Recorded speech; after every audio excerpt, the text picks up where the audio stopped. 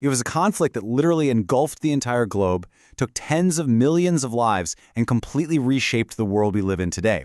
But how on earth did it happen? How did the world go from a fragile peace right back into an even worse world war in just 20 years? Okay, let's get into it. And that's the question, isn't it? What truly lit the fuse on this thing? Because it wasn't just one single event. It was more like a cascade, a perfect storm of anger, of ambition, and just plain fear. So in this explainer, we're going to follow that trail of evidence together and figure out the key factors that led to the explosion. And that trail, well, it starts right here, in the ashes of the First World War. You see, the peace treaty that was supposed to end all wars, well, it pretty much planted the seeds for the next one. It created this incredibly explosive political atmosphere, especially in Germany. I mean, just look at this list. You can see just how deep the humiliation went. The Treaty of Versailles wasn't just some slap on the wrist. Germany lost huge chunks of valuable land, its military was basically dismantled, and it was handed this colossal bill for the entire war. But the deepest cut, the one that really hurt, that war guilt clause, forcing the entire nation to take 100% of the blame. This created this deep, simmering sense of national shame and anger that just festered for years. So you've got all this anger just bubbling under the surface. And that brings us to the man who figured out exactly how to channel that anger into a plan for war, Adolf Hitler. He didn't just stumble into power, he rose by promising to tear up that very treaty and make Germany proud again. And he had a very clear, very aggressive blueprint for the future. His foreign policy was basically a three-step middle finger to the post-World War I order. First, job one, destroy that hated treaty. Second, he wanted to bring all ethnic Germans, people in Austria, Czechoslovakia, into one massive German empire, a greater Reich.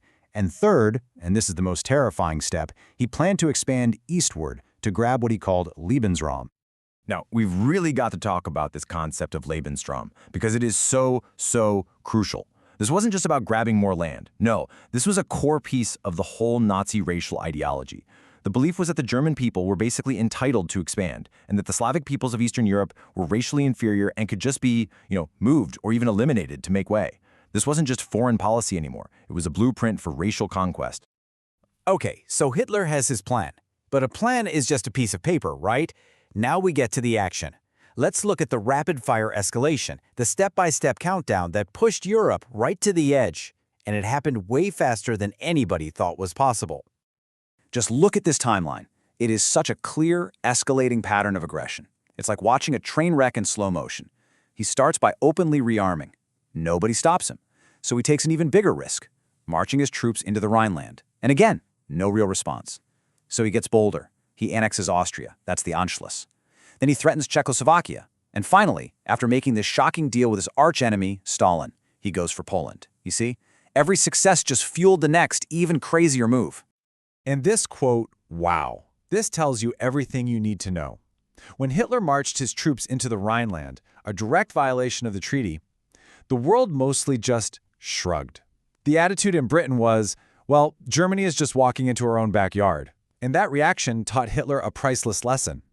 The Allies did not want to fight. He could get away with pretty much anything. Which brings us right here to the infamous Munich Agreement.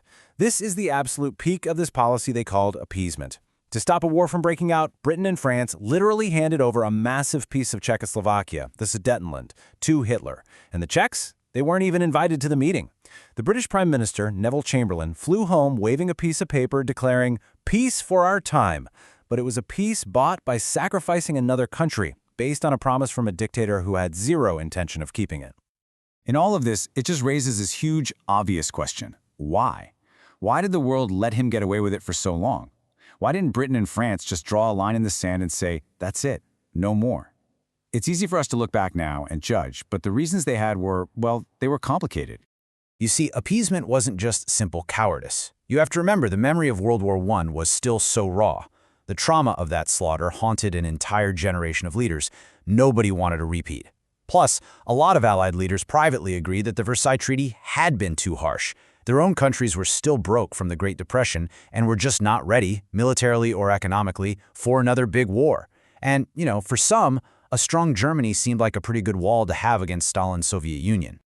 And this slide just lays out that cycle of failure perfectly. Every single time Hitler made a move, the Allies gave in.